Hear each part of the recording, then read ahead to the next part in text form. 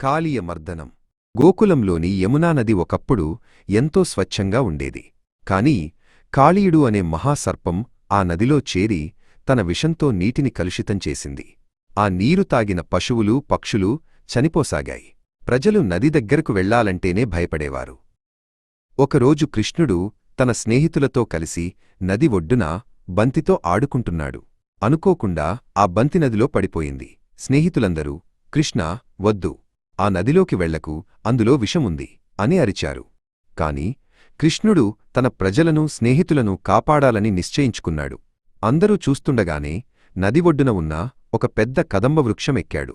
చెట్టు పైనుండి కృష్ణుడు ఒక్క ఉదుటున యమునా నదిలోకి దూకాడు. పెద్ద శబ్దంతో నీళ్లు పైకి చిమ్మాయి. ఆ శబ్దానికి నది మొత్తం కంపించిపోయింది. ఆ శబ్దానికి కాళీయుడికి నిద్రభంగమైంది. వందల తలలతో, నిప్పులు కక్కే కళ్లతో కోపంగా బుసలు కొడుతూ నీటిపైకి లేచింది. తన రాజ్యంలోకి ప్రవేశించిన ఆ చిన్న బాలుడిని చూసి గర్జించింది. కాళీయుడు తన పెద్ద శరీరంతో కృష్ణుడిని చుట్టేసి నలపడానికి ప్రయత్నించాడు. ఈ దృశ్యం చూసిన గోకులం ప్రజలు యశోద భయంతో ఏడుస్తూ నది ఒడ్డుకు పరిగెత్తుకొచ్చారు. అప్పుడు కృష్ణుడు తన దివ్యశక్తితో తన శరీరాన్ని పెంచడం ప్రారంభించాడు. కాళీయుడి బంధనం నుండి సులభంగా బయటపడ్డాడు. ఆ చిన్న బాలుడి బలానికి కాళీయుడు ఆశ్చర్యపోయాడు. వెంటనే కృష్ణుడు గాల్లోకి ఎగిరి కాళీయుడి పడగలపైకి దూకి నాట్యం చేయడం మొదలుపెట్టాడు.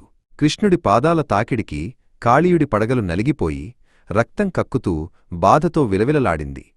కృష్ణుడు సామాన్య బాలుడు కాదని, ఆ భగవంతుడే అని కాళీయుడు గ్రహించాడు. స్వామీ, నన్ను క్షమించు, తెలియక తప్పు చేశాను, ఇకపై ఎవరికీ హాని చెయ్యను అని వేడుకున్నాడు. కృష్ణుడు కాళీయుణ్ణి క్షమించి ఆ నదిని విడిచి సముద్రంలోకి వెళ్ళిపొమ్మని ఆజ్ఞాపించాడు.